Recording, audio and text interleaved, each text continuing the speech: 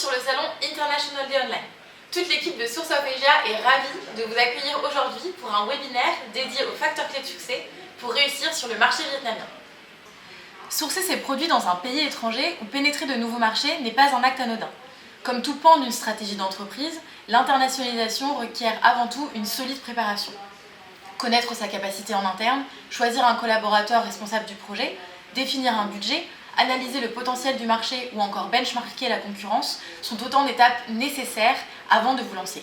SOA peut évidemment accompagner les entreprises dans cette première étape.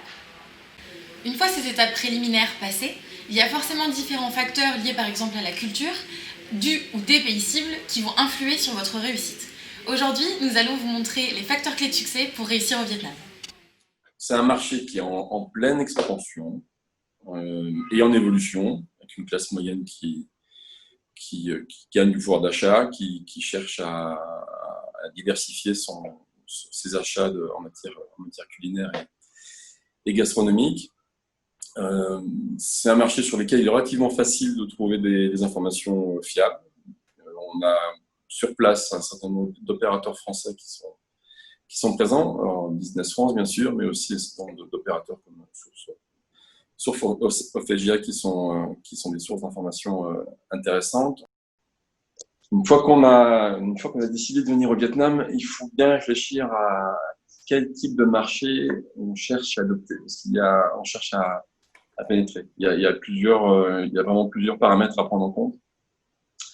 D'abord, il faut considérer qu'il y a bien 4 Vietnams, entre Ho Chi Minh et Hanoï d'une part dans les grandes villes, puis après la campagne vietnamienne du sud, la campagne vietnamienne du nord. C'est pas les mêmes préférences alimentaires, c'est pas les mêmes réseaux de distribution nécessairement. Il faut bien cibler ça dès le départ. C'est important de faire une étude de marché préalable, c'est évident, mais ça va mieux en le disant. Là-dessus, il y a un certain nombre de documents qui sont déjà disponibles et vous avez, encore une fois, pas mal d'opérateurs qui peuvent le faire pour vous. Dans un premier temps, il faut savoir qu'identifier et pérenniser des partenaires au Vietnam est un réel challenge. Céder à l'attrait d'un joli site internet, d'une usine apparemment bien organisée, ou tout simplement à l'impression d'avoir une relation de longue durée, a mené des entreprises parfois à des désillusions très coûteuses. La confiance, ça se crée avec un lien direct, personnalisé, et ça perdure avec une relation continue auprès de ce fournisseur ou de ce partenaire. Avoir un interlocuteur local, opérationnel, avec lequel on a déjà noué des liens est finalement primordial pour une réussite au Vietnam. Nous avons été témoins il y a quelques années d'un très bon exemple. Nous étions mandatés par un industriel français du prêt-à-porter pour effectuer tous les contrôles de qualité chez ses fournisseurs. Lors d'un contrôle inopiné chez une usine qui était au préalable auditée et partenaire depuis plus de 15 ans, nous nous sommes rendus compte que la production n'était pas présente et était en fait sous-traitée à une autre usine à quelques heures de là. Malheureusement, le fournisseur avait cédé à des soucis de rentabilité et avait effectué ce changement sans en informer le client. Nous avons été capables, en étant présents localement, de le découvrir, chose qui aurait été difficile pour un client qui voyage et prévient son fournisseur à l'avance. Dans un pays en développement comme le Vietnam, l'origine des produits, notamment quand ils sont occidentaux, sont souvent perçus comme des innovations. Or, qui dit innovation dit importance de la pédagogie. Il faut éduquer le marché. Et cette éducation, il est important qu'elle passe par des locaux qui comprennent eux-mêmes le bien fondé de l'arrivée du produit en question dans leur pays et qui font leur l'argumentaire de vente. J'ai un client dans la fabrication des cuisines françaises. Au Vietnam, les clients préfèrent la cuisine jusqu'au plafond. Et finalement, la marque a adapté l'offre avec des petits ajustements, des modules d'ajustement. Au Vietnam, même les clients achètent des cuisines modulaires, mais ils demandent toujours la serviette d'installation. La clé en main est une solution préférée par les clients vietnamiens. Des exemples comme ça, j'en ai d'autres, mais je pense notamment à Epeda. C'est un projet que nous suivons depuis un an, pour lequel il a aussi fallu adapter l'offre. À ce propos, si vous voulez en découvrir davantage sur le retour d'expérience de Guillaume Mage, je vous invite à aller voir son interview dans la rubrique Success Stories. Nous allons maintenant nous pencher sur la réalité des différences culturelles. Pour cela, je vous propose de visionner un exemple concret présenté par Paul Lé, qui est vice-président d'une enseigne leader de la grande distribution sur le marché vietnamien. Je dirais que je me souviendrai toujours quand j'étais arrivé au Vietnam et qu'il y a une quinzaine d'années, j'envoie ma maid aller acheter du Coca-Cola au marché et elle est revenue avec des chips. Et je lui ai demandé, mais pourquoi tu m'en viens avec des chips? Elle me dit, il n'y avait pas de Coca-Cola. Je lui ai dit, il y avait du Pepsi.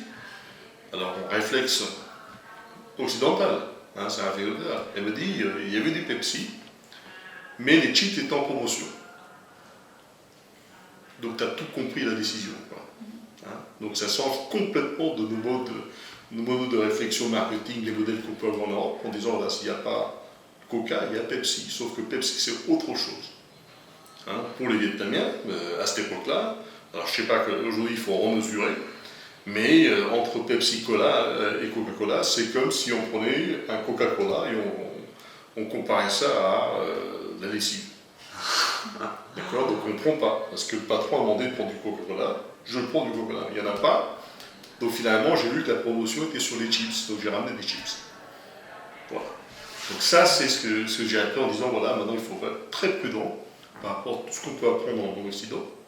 Ici on se adapte et il faut être plus rapide qu'eux. Comme l'explique Paul Lé, il faut savoir être patient et s'adapter au marché.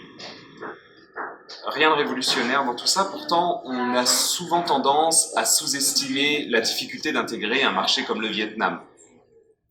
On se dit qu'un pays en développement a besoin de tout. C'est un calcul un peu simpliste. Les besoins ne sont pas les mêmes à travers les pays et la demande ne se structure pas de la même façon. Pour faire suite à ce que Damien vient de dire, on peut rapidement oublier que les us et coutumes varient d'un pays à un autre. Vouloir systématiquement imposer sa vision ou sa manière de faire n'est pas synonyme de réussite. Le Vietnam, qui a pourtant une frontière commune avec la Chine, fonctionne très différemment quand il s'agit de sourcing et de développement de produits. Beaucoup plus lent dans les réactions, les échanges d'emails, très peu de proactivité sur le développement des produits, quelques largesses notamment dans les termes de réponse. Ça peut amener à de la frustration, voire même l'envie d'abandonner. Pourtant, avec persévérance, avec un dialogue, une présence locale, avec un peu d'investissement personnel, le Vietnam offre une réelle alternative à la supply chain. Par exemple, un client américain, Beyond Furnitures, souhaitait relocaliser une partie de sa production de la Chine vers le Vietnam, notamment à cause des tarifs. Il nous a fallu à peu près un an et demi exactement, pour développer des échantillons convenables, négocier les prix, trouver les bons systèmes. Mais après un an et demi, aujourd'hui, les produits qui sortent du Vietnam sont devenus les best-sellers sur son site de e-commerce. Merci Zachary et merci Damien pour vos précieux conseils et les exemples concrets que vous nous avez présentés. Il me semble important d'ajouter un dernier facteur qui va sembler de prime abord assez classique, mais qu'il est toujours bon de rappeler. Quel que soit votre projet d'expansion, il est important de rester sérieux et rigoureux dans votre démarche. La Tour Eiffel, ça marche bien ici. Alors, mais ça ne suffit pas. Voilà. C'est-à-dire qu'on a effectivement une image des produits français qui est très bonne ici, aussi bien en termes sanitaires qu'en termes de romantisme, mais qu'il faut aller plus loin que ça et il ne faut pas satisfaire de ça. D'une manière générale, on a des consommateurs ici qui sont très, très intéressés par tout ce qui est territorialisation, tout ce qui est appellation d'origine. Le système existe ici, il n'est pas forcément très développé ni très crédible, mais l'histoire qu'on peut raconter derrière un produit, derrière son territoire, son savoir-faire, etc. Quelque chose qu'on peut arriver à vendre ici. De la même manière, les sujets agriculture biologique, ce genre de plus-value sur les produits sont des choses qui sont valorisées ici.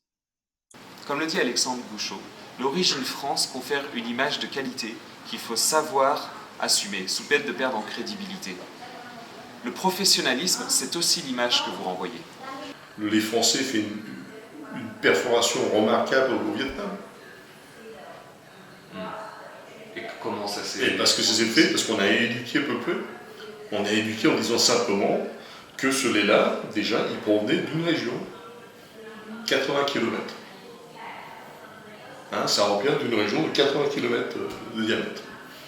Donc on a une garantie par rapport à ça, la traçabilité, c'est du vrai lait, les vaches françaises sont reconnues, on est un bon producteur de lait, on sait vendre le savoir-faire de la qualité française, d'accord, la traçabilité. Donc tout ça, je dirais que c'est des arguments où peu à peu, on a réussi aussi à être un petit peu agressif, parce qu'on a compris que si on arrive à positionner avec je dirais, la valeur qui correspond au portefeuille du Vietnamien moyen, mais il achète. Et il a acheté. Tout le monde parle des business où pour que ça marche, il faut faire du lobbying, etc. Je ne suis pas si sûr de ça. Je déconseille de venir en mettant des millions d'euros en disant voilà, on va conquérir. Non.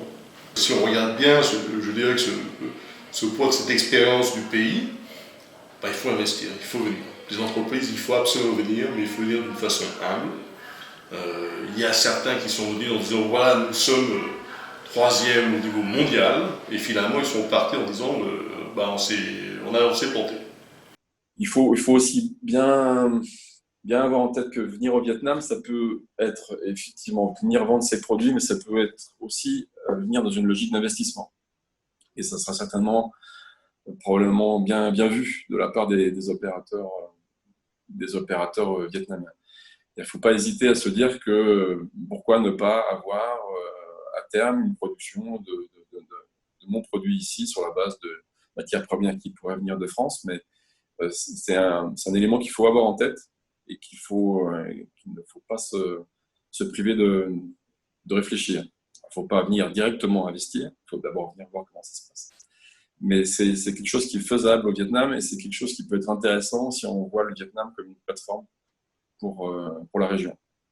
Il y a un certain nombre d'entreprises, y compris françaises, qui ont fait ce calcul-là, qui ont dit plutôt que d'aller en Chine pour faire une plateforme régionale, on va venir au Vietnam.